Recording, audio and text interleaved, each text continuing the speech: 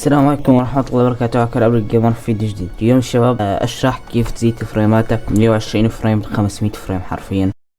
أول شي لازم تدخلوا سيرفري عشان تزيدوا فريماتك. خلونا نبدأ بالمقطع. أول شي لازم تسويه تدخل على الكريتيف، ما راح ندخل على ماب ولكن بالكريتيف عشان أفرجيكم الفرق. زي ما تكون شايفين حاليا أنا فريماتي 80 90، يعني عشان ما ظبطت أي إعدادات. رجعت الإعدادات اللي أعطوني إياهن فورتنايت. فوت تنج إعدادات، فوت على هون الشاشة. اوكي، اول خيار لازم نسويه هون تنزل لتحت، راح نلاقي اعدادات المسبقة للجودة. هاي شباب مثلا انا حاطه حاليا محلي اقوى شي، فريماتي كانوا 90. اوكي، انا عندك لكم خيار.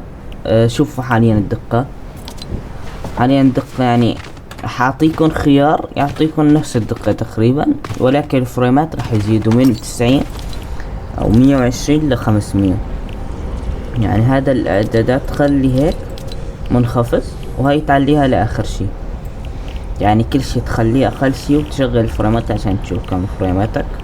نعمل تطبيق ونشوف الفريمات. زي ما تكون شايفين الفريمات 400 حرفيا، يعني 350 380. نرجع نفوت على الاعدادات. هاي نمط العرض لازم تخليها الاداء اداء دقة الرسومات اقل، هاي لازم نخليها هيك، ونعمل تطبيق ونعمل اعادة تشغيل. اوكي شباب، لما عملنا اعادة تشغيل صاروا فريمات حرفيا 500 مثل ما انتم شايفين.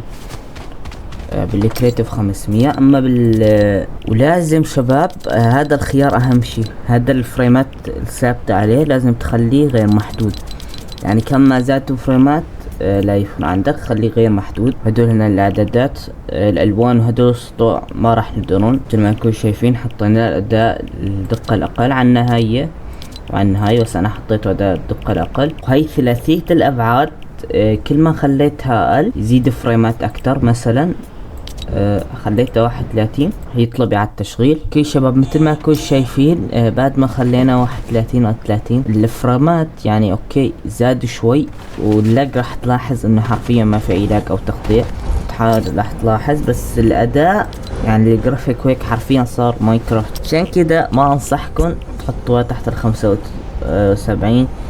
انا بحطها 100، احب اخليها 100، يعني بالمية يصير جرافيك مرة اسطوري. يعني تحط بدال الهديك اول شي حطيتها يعني بين القريب هيك، هداك الاداء اول ما شفناه مثل ما يكون شايفين صار عندنا 500 فريم بين 120 فريم. وطبعا ما راح اقول كل الاجهزة راح يكون عندك 500 فريم، ولكن حسب جهازك كمان. يمكن يعني جهازك تسوي الاعدادات اصلا ما يشغل لك 300 فريم او 120 فريم، ولكن يعني يكون اداء احسن بهدول الاعدادات. طيب، مع السلامة.